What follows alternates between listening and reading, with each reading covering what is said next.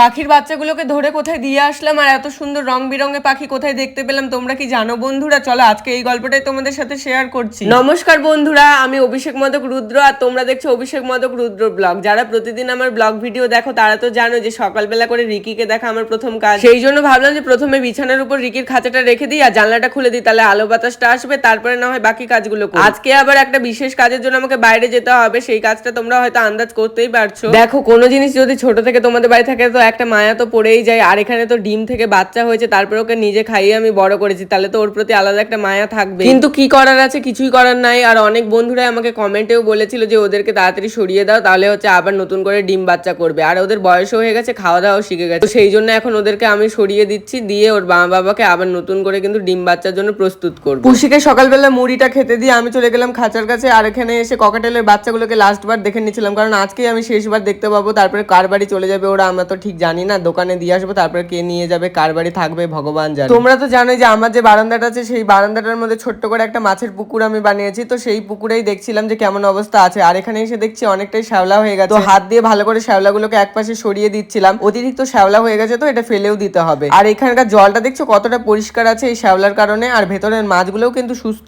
আছে এই শ্যাওলাগুলো থাকাতে। যা গরম পড়েছিল মাঝখানে, এই শ্যাওলাগুলো থাকাতে কিন্তু জলটা ঠান্ডা হয়েছিল, সেই জন্য কিন্তু আমার মাছগুলো সবগুলো ঠিকঠাক বেঁচে আছে। ওদেরকে খাবার দিয়ে এইভাবে তাকিয়ে থাকতে আমার এত ভালো লাগে, সারাক্ষণ দেখতে ইচ্ছা করে মাছগুলোকে যে কি করছে না করছে, আর এত সুন্দর ওদের মধ্যে বন্ডিং। আর এদিকে দেখো পুষিরাও ঘুমিয়ে গেছে। আসলে ঘুমসানো গরমটা না এখনো আছে, বৃষ্টি হচ্ছে ঠিকই, কিন্তু যখন বৃষ্টি হচ্ছে তখন একটু ঠান্ডা ঠান্ডা লাগছে, তারপরে আবার যেমনকার গরম তেমনই। এরকম ওয়েদারে কিন্তু পাখির জ্বর সর্দি হওয়ার চান্সটা বেশি থাকে, সেই জন্য আমি তুলসী পাতাটা ওদেরকে দিয়ে থাকি। তো এখান থেকে কিছুটা তুলসী পাতা নিয়ে ভালো করে ধুয়ে খাঁচার কাছে ধরতে দেখছো কি সুন্দর নিজের কাছে চলে এসছে, আর কি সুন্দর করে খাওয়া শুরু করে দিয়েছে। এত ভালোবাসে বদ্রি পাখিগুলো আমার এই তুলসী পাতা খেতে। ওদের জল আর খাবারের বাটিটা বাইরে বের করে নিচ্ছিলাম যতক্ষণ ওরা তুলসী পাতাটা খাচ্ছে। আর তোমরা তো জানোই যে আমার যে বদ্রি পাখির জোড়াটা আছে ওরা বাচ্চা দিয়ে, তো বাচ্চাগুলোর একটু পটির প্রবলেম হচ্ছে, সেই জন্য আর কি একটা ব্যবস্থা নিব আজকে। তো নিওপেপটিনটাই দেওয়া উচিত ওদেরকে এখন, কিন্তু নিওপেপটিনটা আমি পাইনি দোকানে, সেই জন্য আলাদা একটা ব্যবস্থা আমি কিন্তু করেছি। একজনের ঘুম দেখেছো জিভ কামড়ে কেমন ঘুম হচ্ছে, আর তাতে করে আমি বাটিগুলো ধোয়ার জন্য কলপারে চলে আসলাম যে বাটিগুলো ভালো করে ধুই, তারপরে না হয় জলটা দিব। আগে বদ্রি পাখিকে দিয়ে দিচ্ছি খাবারটা, কারণ ওকে তো ওষুধ দিয়ে খাবারটা দিতে হবে, সেই জন্য বিশেষ করে ড্রপে করে আমি O2টা দিয়ে দিচ্ছিলাম জলের মধ্যে। আমাকে বলেছে কালকে নিওপেপটিনটা এনে দিবে দোকানদার, একটা দিন তাই O2টা দিয়ে দিচ্ছি। O2টা খাক একটা দিন, তারপরে না হয় নিওপেপটিনটা দেবো। ওদের খাবারটা দিচ্ছে, আর ভাবছি ককাটেল পাখিগুলো তো আজকে শেষ দিন আমার বাড়ি, তারপরে অন্য লোকের বাড়ি যাবে, তো আজকে লাস্ট বার একটু ছোলা গম সিদ্ধটা দিয়ে দিই, আজকে লাস্ট খেয়ে নিক, তারপর কার বাড়ি যাবে সে কি আদৌ দেবে কিনা ভগবান জানে। যদিও আমি দোকানে বলবো যে যার বাড়ি দাও না কেন তাকে বলবা যে ছোলা গমটা যেন ওরা অবশ্যই সেদ্ধ করে দেয়। ওদের খাওয়ার টাওয়ার দিয়ে আমি রেডি হয়ে গেছিলাম রায়গঞ্জে যাওয়ার জন্য, কারণ রায়গঞ্জে আমি দোকানে দেবো সূত্রধর ভ্যারাইটিস, জানোই টুসুদার দোকানে আমি পাখি বিশেষ করে দিয়ে থাকি, আর বাইরে থেকে যদি কেউ নেয় তাহলে বাড়িতে দিয়ে আসি। তো এখানে আমি পাখির বাচ্চাগুলো টুসুদার দোকানে দেবো, আগে থেকে কথা করে রাখছিলাম ওকে দেওয়ার জন্য। তো আস্তে করে পাখির বাচ্চাগুলো আমি ধরে নিচ্ছিলাম হাত দিয়ে। আমার পাখির বাচ্চাগুলো কেমন আছে না আছে, কেমন করে বড় করেছি তোমরা তো সবাই ভিডিওতে দেখেইছো। আর অনেকের মেল ফিমেল নিয়ে সমস্যা থাকে, তো দেখো এই যে ডানার মধ্যে যদি ডট ডট থাকে তাহলে এটা, যেমন আমার এই ককাটেল পাখিটা কিন্তু ফিমেল পাখি। আমার বাড়ি দুটো ককাটেলের বাচ্চাই আছে, তোমরা তো জানোই। তো দুটো ককাটেলের বাচ্চা নিয়ে আমি দোকানে দিয়ে আসবো, সেই জন্য রেডি হয়ে বেরিয়ে যাচ্ছিলাম। আর রাজীব এসেছিল আমাদের বাড়ি, দুজন মিলে গেলে একটাই সুবিধা হয়, খাবার টাবার আনতে, বক্স আনতে, একবারে অনেকগুলো কাজ করতে না আমাদের সুবিধা হয়। দুজন দুজনকে হেল্প করে দিই তো ভালো হয় আর কি, তাড়াতাড়ি জিনিসগুলো নিয়ে আমরা বাড়ি আসতে পারি। তো এখানে দোকানে এসে তাড়াতাড়ি করে পাখিগুলোকে দিয়ে দিলাম সূত্রধর ভ্যারাইটিসে। আর আমি প্রায় বেশিরভাগ পাখি কিন্তু রায়গঞ্জ সূত্রধর ভ্যারাইটিসের টুসুদার দোকান থেকে নিয়ে থাকি, তোমরা জানোই। তো এটা একটা বিশ্বস্ত প্রতিষ্ঠান, তোমরা চাইলে কিন্তু এখান থেকে পাখি নিতেই পারো। টুসুদার দোকানে কিন্তু নতুন নতুন কনুরের অনেক ভ্যারাইটি এসছে, তো আমারও নেওয়ার ইচ্ছা, দেখা যাক কবে ঠাকুর চাই আর আমিও নিতে পারি কনুরের ভ্যারাইটি কোনো একটা। আজকের ভিডিওটা এখানে শেষ করছি, দেখা হবে পরের ভিডিওতে।